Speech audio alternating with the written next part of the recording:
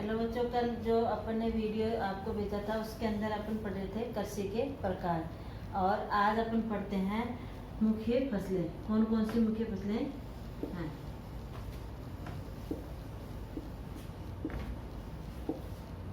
अब क्या आगे वाला जो भाग है वो क्या है, मुख्य फसलें। मुख्य फसलों के अंदर क्या है कि बढ़ती जनसंख्या की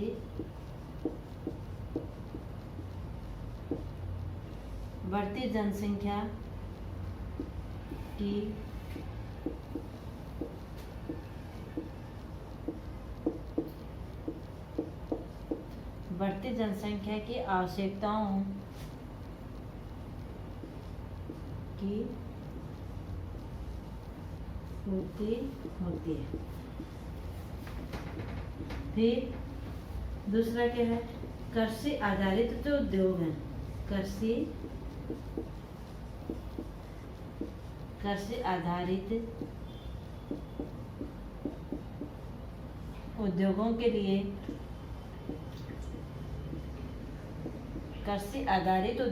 लिए क्या प्राप्त होता है, कच्चा माल।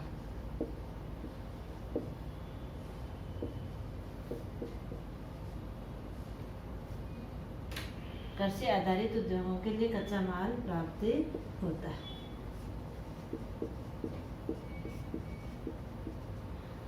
ठीक है, अपन ने पढ़ा था कि भाई जो किसान है वो कृषि का कार्य जो करता है वो किसके आधार पे, उत्पादन की मांग के आधार पे। ये बात अपन ने पढ़ी थी।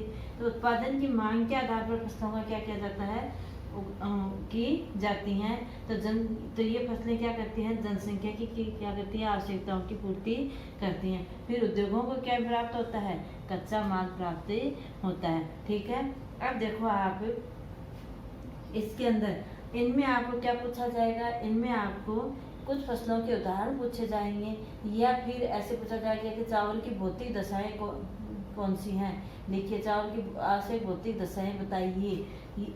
इस प्रकार से क्वेश्चन आपको पूछा जाएगा। तो अब अपन पढ़ते हैं कि प्रमुख जो फसलें हैं, ये तो दो इसकी कि फसल का उत्पादन किसके लिए किया जाता है, जनसंख्या अपनी आवश्यकताओं की पूर्ति के लिए करती है। उद्योगों को क्या प्राप्त होता है, कच्चा माल प्राप्त होता है। अब आती है मेन बात कि चावल की खेती करने के लिए किन किन बातों की आवश्यकता होती है। तो चावल के लिए क्या है, पहला है क्या होना चाहिए, चावल की खेती के लिए क्या हो, उच्च तापमान। किसकी आवश्यकता होती है, उच्च तापमान। फिर क्या होनी चाहिए, अधिक आर्द्रता। उच्च तापमान, अधिक आर्द्रता एवं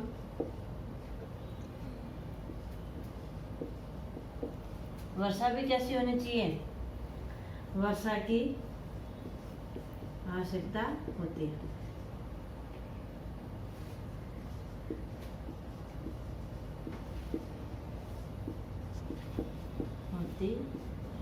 ठीक है, तो चावल की खेती करने के लिए तापमान कैसा होना चाहिए, ऊंचा होना चाहिए।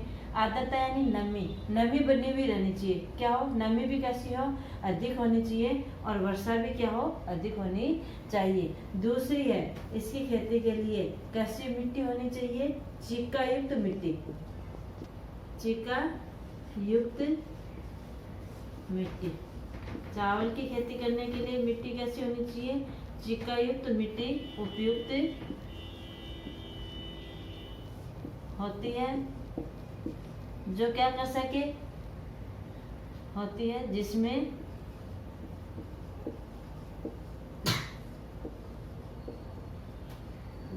जल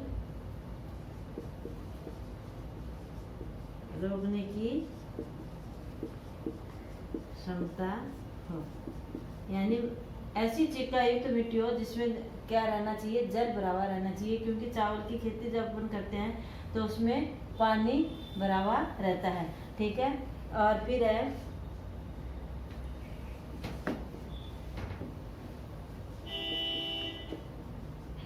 चावल उत्पादन में चावल उत्पादन में अग्रणी देश कौन सा है? चीन है। अग्रणी देश कौन सा है? चीन है।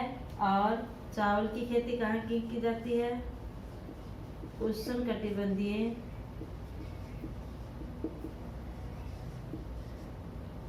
चावल की खेती कहाँ की जाती है? उष्णकटिबंधीय और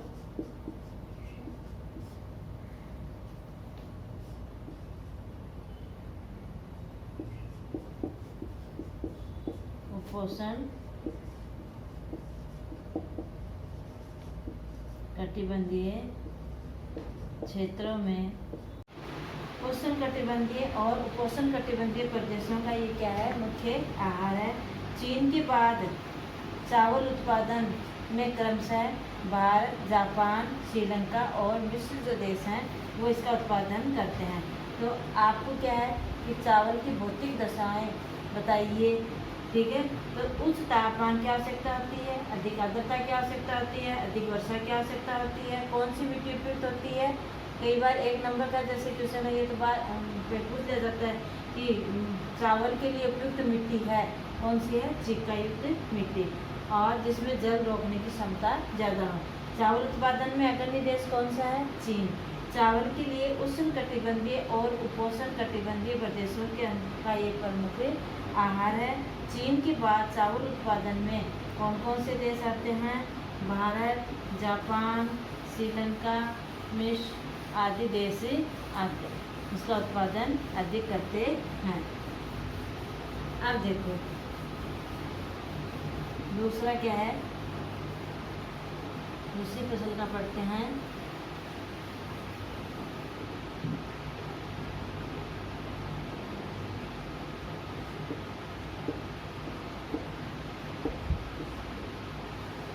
दूसरी फसल में है गेहूं।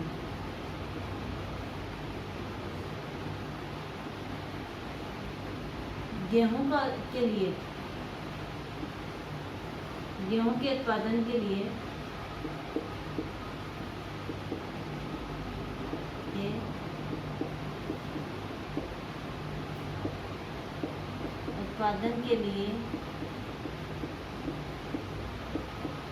सर्वोत्तम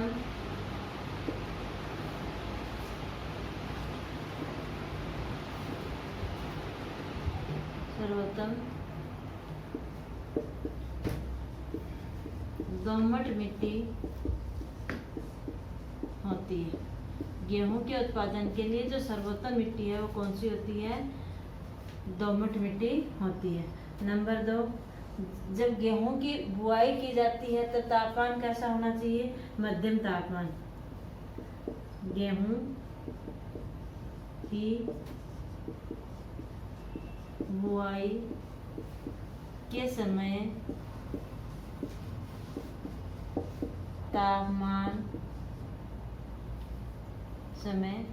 मध्यम तापमान होना चाहिए।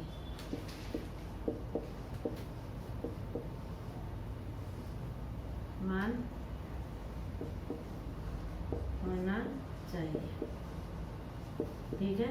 तो गेहूं की बुआई के समय तापमान कैसा होना चाहिए? मध्यम तापमान होना चाहिए। कटाई के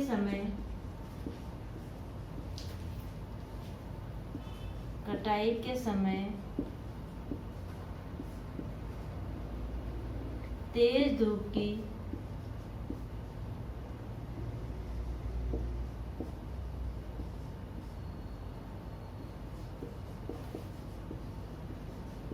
आवश्यकता होती है। तो गेहूं के उत्पादन के लिए सबसे उपयुक्त मिट्टी कौन सी होती है? दोमट मिट्टी। तापमान की बुआई करते समय इसका तापमान कैसा होना चाहिए? मध्यम तापमान होना चाहिए। कटाई करते समय किसकी आवश्यकता होती है? तेज धूप की आवश्यकता होती है। गेहूं संयुक्त राज्य अमेरिका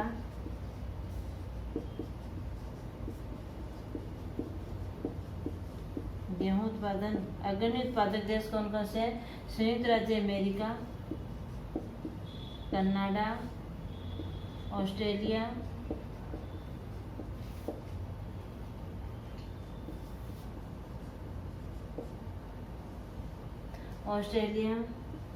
रूस,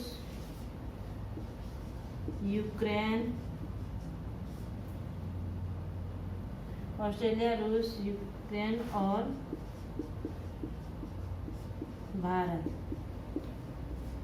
आदि में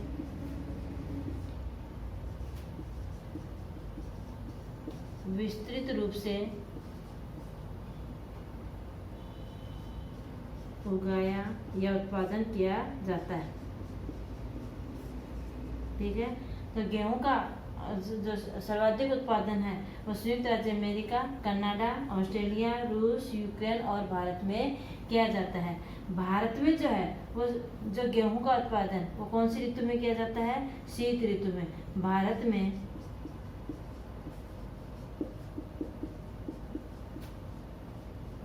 गेहूं की फसल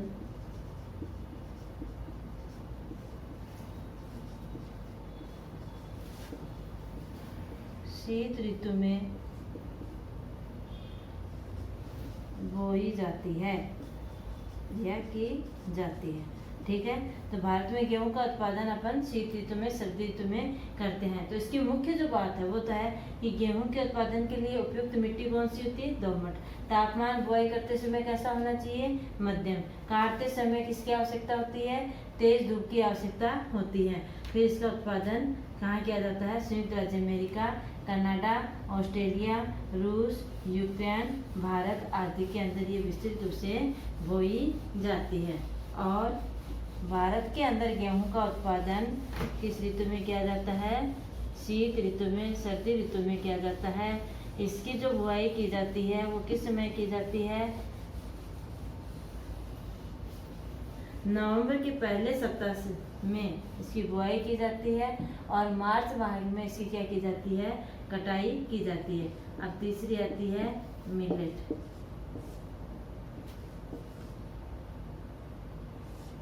इसके अंदर कौन कौन सम्मिलित होता है? ज्वार, बाजरा, रागी आदि अनाज आते हैं। ठीक है, अब देखो मिलेट का उत्पादन करने के लिए जो है वो क्या है कि इसे मोटे अनाज के रूप में जाना जाता है। क्या है? मोटे अनाज के रूप में जाना जाता है। ठीक है, मोटे अनाज के रूप में जाना जाता है। नंबर 2, इसकी बुआई के लिए कम उपजाऊ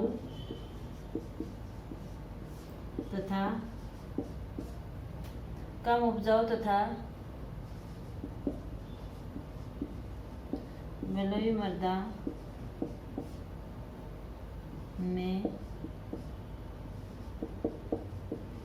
बोया जाता है। यानी बाजरे का उत्पादन कम उपजाऊ जमीन है वहां पे भी हो सकता है, मृदा कैसी हो? बलुई मृदा हो। कम वर्षा, उच्च तापमान या मध्यम तापमान, उच्च तापमान या मध्यम तापमान तथा पर्याप्त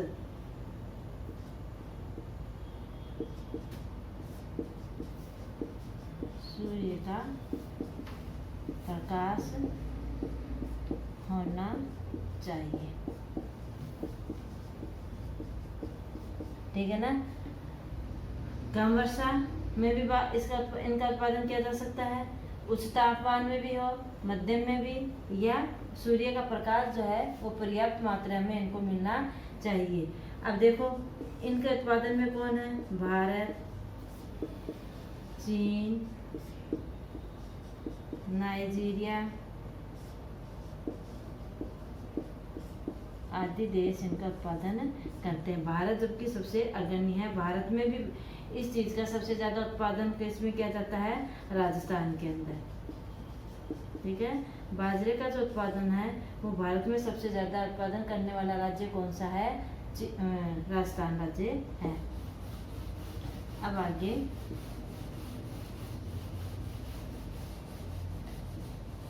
तो बाजरे के लिए के उत्पादन के लिए, मिलेट के उत्पादन के लिए किस प्रकार की मिट्टी होती है? बलुई मिट्टी होती है। तापमान कैसा हो? उच्च तापमान भी, मध्यम तापमान भी, सूर्य का प्रकाश पर्याप्त रूप से प्राप्त होता रहना चाहिए। इसे मोटे अनाज के रूप में जाना जाता है। कपास, आगे क्या है? कपास। आपके एग्जाम में जो पूछे जाने वाली है वो क्या है? सबसे ज्यादा मुख्य चावल, कपास, पटसन, चाय, इनकी आपको ज्यादा पूछी जाती है। तो कपास की खेती करने के लिए, कपास की फसल का उत्पादन करने के लिए हमें किस प्रकार की भौगोलिक वातावरण प्राप्त होना चाहिए? तो कैसा हो? कपास की खेती के लिए, कपास के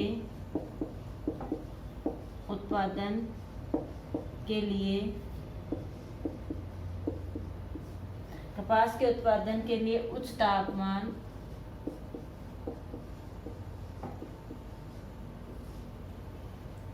कम वर्षा, तापमान कैसा हो? ज्यादा हो, अधिक हो, और कम वर्षा, हल्की वर्षा की आवश्यकता होती है।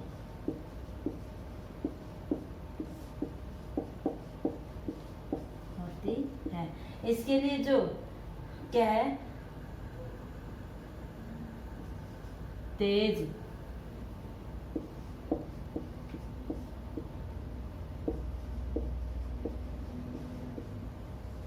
चमकीली धूप होनी चाहिए।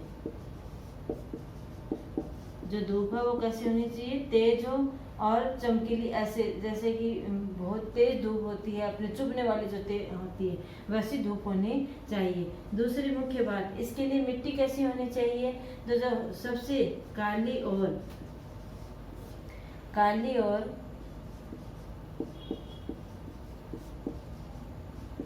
जलोढ़ मिट्टी, जलोढ़ मृदा उपयुक्त होती है। तो कपास के उत्पादन के लिए मिट्टी कैसी हो? काली और जलोढ़ मिट्टी सबसे उपयुक्त मानी जाती है। नंबर 3, यह सूती वस्त्र उद्योग के लिए महत्वपूर्ण है। ये क्या है? सूती वस्त्र उद्योग के लिए क्या है? महत्वपूर्ण है। ठीक है ना? इसका उत्पादन करने वाले देश कौन कौन से हैं? चीन, संयुक्त राज्य अमेरिका,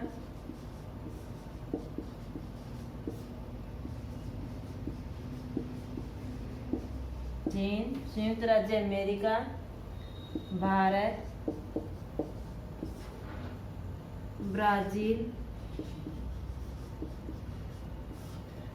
ब्राजील और मिस्र अग्रणी उत्पादक देश हैं। ठीक है ना? कपास के उत्पादन के लिए तापमान कैसा हो?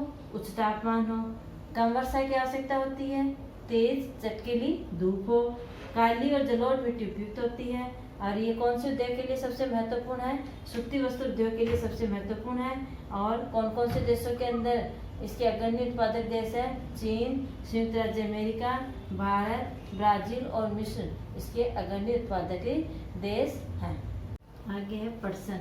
पटसन उत्पादन के लिए क्या हो? तापमान कैसा होना चाहिए? उच्च तापमान होना चाहिए, भारी वर्षा यानी अधिक वर्षा होनी चाहिए, जलवायु कैसी हो? आर्द्र जलवायु हो, नमी हो, मिट्टी कैसी होती है? उसमें उपयुक्त जलोढ़ मिट्टी उपयुक्त मानी जाती है। इससे क्या कहा जाता है? सुनहरा रेशा भी कहा जाता है। ठीक है ना? तो सुनहरा रेशा किसको कहा जाता है? पटसन को। सुनहरा रेशा किसको कहा जाता है? पटसन को।